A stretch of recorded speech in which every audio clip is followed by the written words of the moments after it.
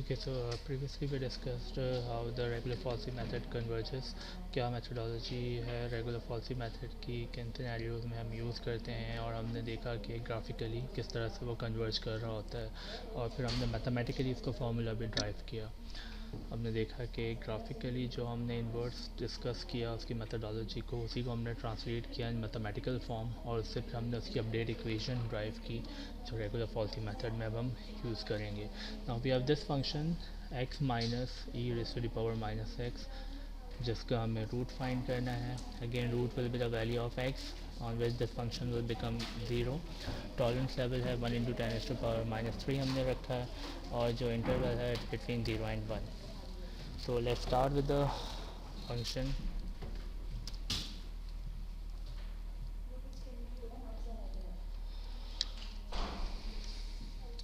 Initially we have this function f of x is equal to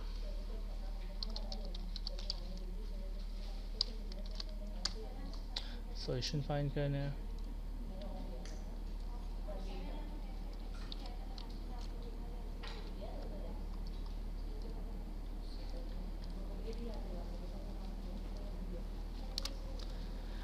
initially क्या करते हैं, दो वैल्यूज़ गिवन है, एक इंटरवल गिवन है. इस इंटरवल पे हमें फंक्शन की वैल्यूज़ कैलकुलेट करनी है, बिकॉज वी नो कि it's a bracketed root finding method. So we must first check that either it's going to converge और नॉट. पहले ये भी चेक करना होगा. तो पहले एफ ऑफ ज़ीरो कैलकुलेट करते हैं. एफ ऑफ ज़ीरो कैलकुलेट करेंगे तो it will B 0 minus e raised to the power minus 0. Minus 0 is as good as 0, and e raised to the power 0 will be 1, and it will become minus 1. तो आपके पास value f of zero will be minus one. इसी तरह से आप function की value calculate करेंगे at x is equal to one. x is equal to zero पे कैलकुलेट किया, अब x is equal to one पे भी कैलकुलेट कर लेंगे. x is equal to 1 पे it will be 1 minus e raised to the power minus 1. You can solve it using your calculator. 1 minus e raised to the power minus 1 will be 0.6321. So we have these two values and we know कि एक पे function की value negative आ रही है, एक पे function की value positive आ रही है. तो it satisfies the criteria that the root is bracketed between 0 and 1. So we can find the root of the function using this regular falsy method. Again we'll using the same approach. We'll draw a table. हम एक table draw कर लेते हैं और उस table के accordingly solve करते जाएंगे.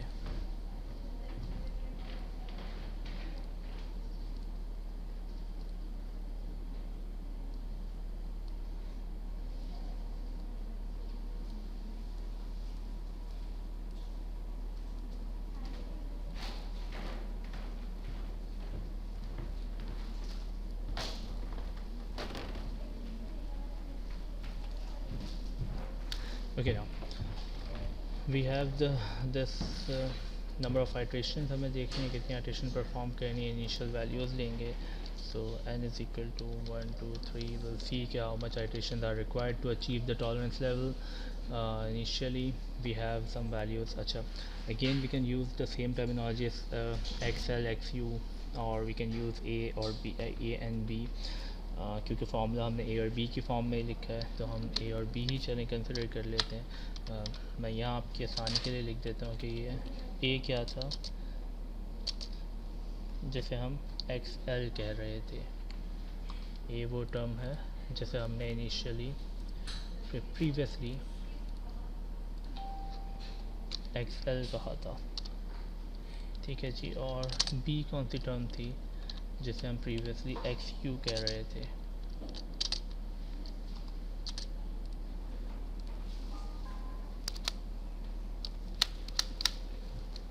तो दैट आप इन वेरिएबल्स की वजह से कंफ्यूज ना हो, तो वेरिएबल आप वो रखें जो आपको ईजी आसान लग रहे हैं.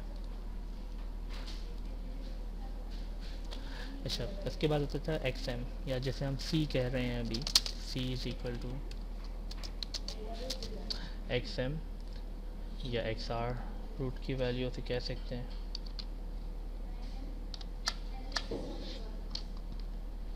नेक्स्ट क्या होता था कि हम फंक्शन की वैल्यू कैलकुलेट करते थे। तो हमें फंक्शन की वैल्यू कैलकुलेट करनी है एट सी, ठीक है जी, जिसे हम एफ ऑफ एक्स एम भी कह सकते हैं। Now the only difference between the bisection method and the regular falsi method is कि इसमें जो अपडेट इक्वेशन है, जो सी की वैल्यू है, it will be calculated with the different formula. जो अपडेट इक्वेशन है वो आपके पास डिफरेंट होगी। Let's start with the first iteration.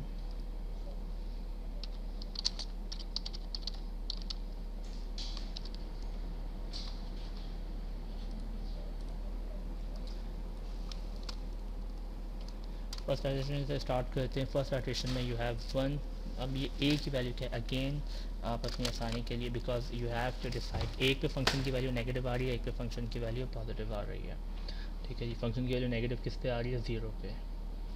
तो आप ए अगर ज़ीरो ले रहे हैं, आप इसे ज़ीरो कह रहे हैं और इसे आप वन कह रहे हैं, तो again you have to write it down for your own convenience so that you can use the updated values correctly. कि ए आप उस वैल्यू को कह रहे हैं जिस पे फंक्शन की वैल्यू नेगेटिव आई थी। तो ए आपके पास वो वैल्यू हो जाएगी जिस पे फंक्शन की वैल्यू नेगेटिव आई थी। बी आपके पास वो वैल्यू होगी जिस पे फंक्शन की वैल्यू पॉजिटिव आई थी। अगेन ए और बी नेगेटिव या पॉजिटिव नहीं है, इन पे फंक्शन की वैल्यूज नेगेटिव या पॉजिटिव है, ठीक है जी।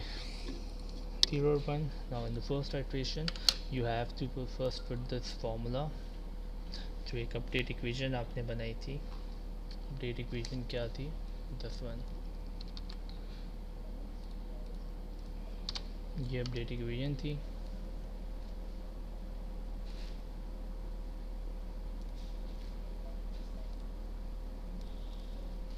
इसमें आपको simply A, F of A, F of B, सब वैल्यूज प्लेस करनी है।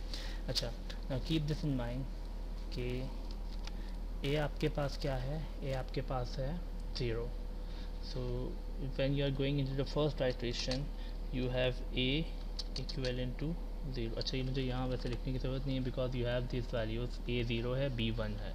एफ ऑफ ए और एफ ऑफ बी क्या होगा वो आपको ज़रा केयरफुली यहाँ से पिक करना है, बिकॉज ए ज़ीरो था। तो एफ ऑफ ए क्या होगा, जो ज़ीरो पे फंक्शन की वैल्यू थी। ज़ीरो पे फंक्शन की वैल्यू क्या थी, minus one. So f of a क्या हो जाएगा, माइनस वन, ठीक है जी। F of a will be minus one. इसी तरह से बी पे फंक्शन की वैल्यू थी, बी की वैल्यू थी वन, तो वन पे जो फंक्शन की वैल्यू है वो बी पे फंक्शन की वैल्यू हो जाएगी, वो एफ ऑफ बी हो जाएगा। तो एफ ऑफ बी आपके पास इस केस में हो जाएगा 0.6321। तो कीप दिस इन माइंड कि ए और बी तो क्लियरली आपको यहाँ दिख रहे हैं टेबल में। एफ ऑफ ए और एफ ऑफ बी क्या है, एफ ऑफ ए जो इस ए पे फंक्शन की वैल्यू है, एफ ऑफ बी जो इस बी पे फंक्शन की वैल्यू है, मतलब वन पे जो फंक्शन की वैल्यू है which is 0.6321। So you have to put this values. अब सिंपली इन वैल्यूज़ को पुट ऑन करेंगे इस फॉर्मूले में।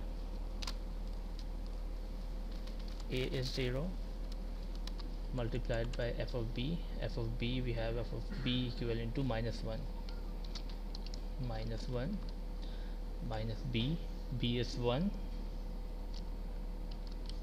multiplied by f of a. f of a आपके पास क्या है, a पे, मतलब 0 पे फंक्शन की वैल्यू, 0 पे फंक्शन की value is minus one, sorry it was f of b, b पे फंक्शन की वैल्यू मतलब ए पे फंक्शन की वैल्यू, तो it will not be minus one. One पे फंक्शन की वैल्यू है 0.6321। So f of b, that's why I was decoding it with different colour schemes कि एफ ऑफ बी आपके पास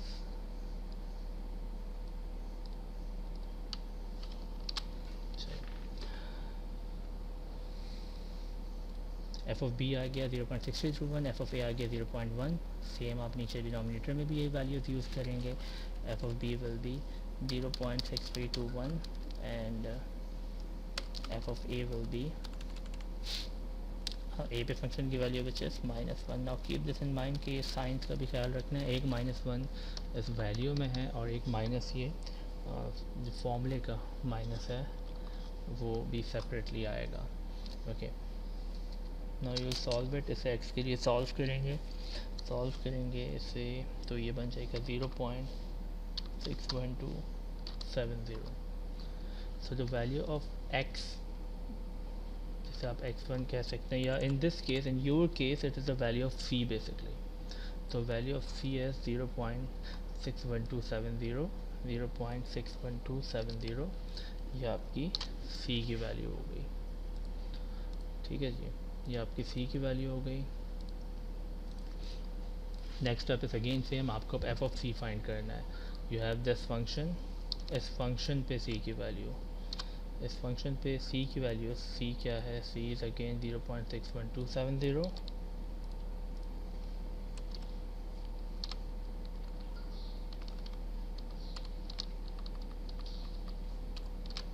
ये 0.61270. अब इस पर आप ये फंक्शन की वैल्यू कैलकुलेट कर लेंगे. 0.61270 पे फंक्शन की वैल्यू कैलकुलेट करेंगे, इट विल बी 0.07082. सो ये आपके पास फंक्शन की वैल्यू आ गई. You will put in this table as well. So again the criteria is same as the bisection method. अब आपको इस पे देखना है कि फंक्शन की जो वैल्यू आई है सी पे या अपडेटेड वैल्यू पे वो नेगेटिव है या पॉजिटिव है. उसके अकॉर्डिंगली आपकी जो सेकेंड आइट्रेशन के लिए ए और बी हैं उनमें से कोई एक वैल्यू अपडेट होगी. ठीक है जी. फंक्शन की वैल्यू पॉजिटिव आई है सी पे, तो ये सी रिप्लेस करेगा उस वैल्यू को जिस पे फंक्शन की वैल्यू पॉजिटिव थी. बी पे फंक्शन की वैल्यू पॉजिटिव थी, तो now C will be replacing the value of B and the value of a will remain same, that is 0. अब values update हो गई हैं. again you will be performing the same procedure again and again until you achieve your tolerance level. आप second iteration में again यही steps follow करेंगे with these updated values of course. अब ये updated values को use करते हुए again आप c की value find करेंगे.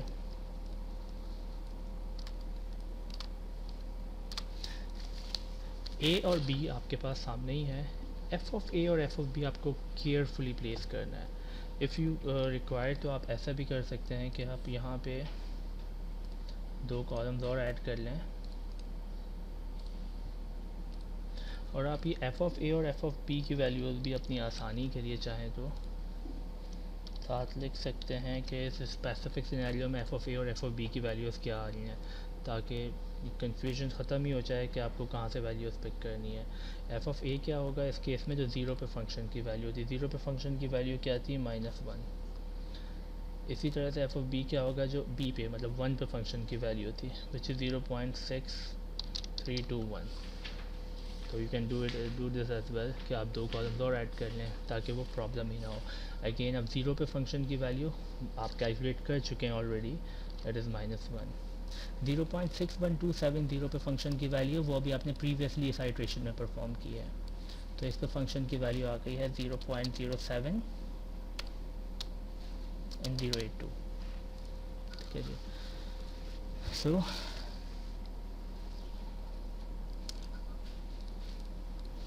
ये दो कॉलम्स अगेन आप ऐड कर सकते हैं अपनी आसानी के लिए.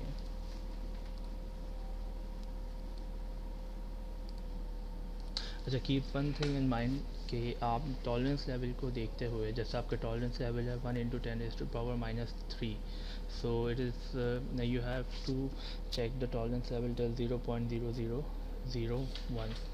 मतलब आपका जो वैल्यू ऑफ द फंक्शन है वो 0.0001 से छोटी होनी चाहिए, विच मीन्स कि एटलीस्ट 3 ज़ीरोज़ आने चाहिए. तो जब आप कैलकुलेशंस परफॉर्म करेंगे तो कैलकुलेटर में आपके पास ये नॉन रिपीटेड वैल्यूज़ कंटिन्यूसली चल रही होंगी डेसिमल पॉइंट्स के बाद. आपको एटलीस्ट अगर आप 3 डेसिमल प्लेसेस तक मतलब 10⁻³ ले रहे हैं तो एटलीस्ट डेसिमल के बाद 5 वैल्यूज़ ज़रूर लें, सो दैट आप ये जो चेंज आ रहा है उसे ऑब्ज़र्व कर सकें.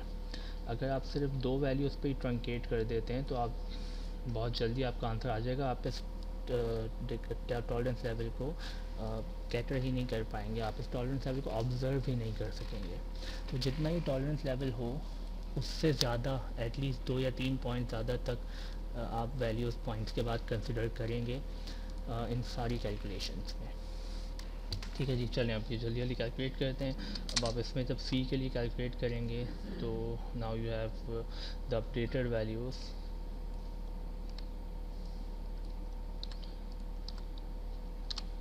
आपके पास अब ए क्या है, इस केस में ए है एफ ऑफ बी क्या है, you can see F of B आपके पास ये वैल्यू है।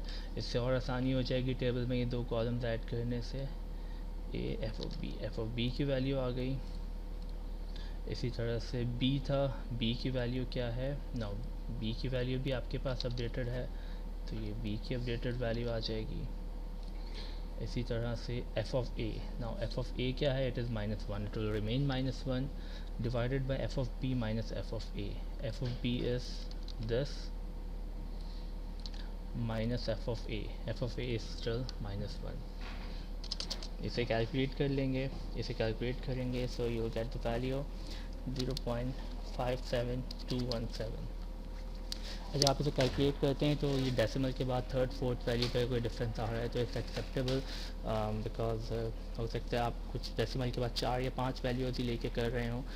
ज़्यादा बेहतर तो ये होता है आप बेशक लेके यहाँ पे डेसिमल के बाद 5 वैल्यूज़ रहे हैं, लेकिन जो कैलकुलेटर में आपके पास जो पूरी इनफाइनाइट मैनी टर्म्स आ रही हैं, ये जितनी आपका कैलकुलेटर डेसिमल के बाद वैल्यूज़ कैटर कर रहा है उन सब वैल्यूज़ को आप अपनी कैलकुलेशन में यूज़ करें। Okay, so this is the value of c for the second iteration. Second iteration में c की वैल्यू आ गई।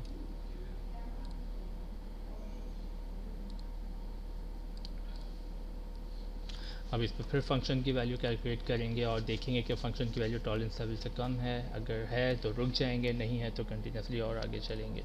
तो सेकेंड आइट्रेशन में अगेन आप फंक्शन की वैल्यू कैलकुलेट करेंगे।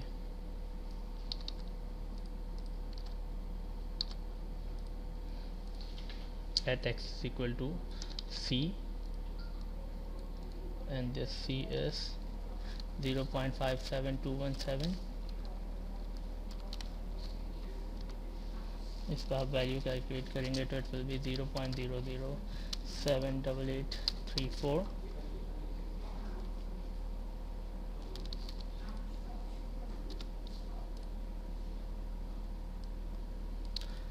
अगेन यू कैन सी कि ये अभी भी टॉलरेंस लेवल से बड़ी है वैल्यू, बिकॉज टॉलरेंस लेवल है 0.001, 0.007 is obviously greater than the 0.001, so you will be performing another iteration. You can see the sign is again positive, so this value of c will be replacing the value of b again. ये दोबारा से value of b को replace करेगी, value of a will remain 0। अब 0 पे function की value -1 ही रहेगी, 0.57217 पे फंक्शन की वैल्यू आपने अभी कैलकुलेट की है वो यहाँ आ जाएगी। सी कैलकुलेट करना है, अगेन थर्ड आइट्रेशन परफॉर्म करेंगे, थर्ड आइट्रेशन में सी कैलकुलेट करेंगे, the value of C will be you will be using the same formula. आप सी की वैल्यू कैलकुलेट करेंगे, इट विल बी 0.567694 और फिर थर्ड आइट्रेशन में आप ये वैल्यू जब रखेंगे फंक्शन में तो you will get the value 0.000863। So now you can see your tolerance level has achieved. You are getting the value of the function lesser than the 1 into 10 raised to the power -3। इससे छोटी value मिल रही है तो आपका tolerance level achieve हो गया है। तो this will be your desired root, ये आपका डिज़ायर्ड रूट हो जाएगा। So x r will be equivalent to 0.567694।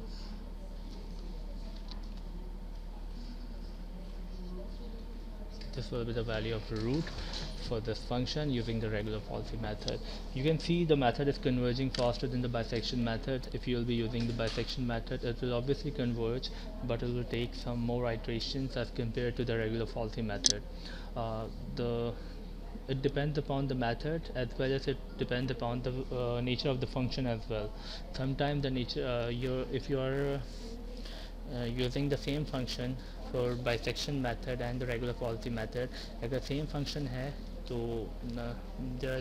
Most of the chances are कि regular falsi method will be converging faster. But ऐसा भी हो सकता है कि कुछ फंक्शंस ऐसे हों जो रेगुलर फॉल्सी मेथड में ज़्यादा टाइम लें, ज़्यादा स्लो कन्वर्ज करें और बाइसेक्शन में जल्दी कन्वर्ज कर जाएं। It depends upon the nature of the function as well. So this is how you use the regular falsy method to find the root of the function.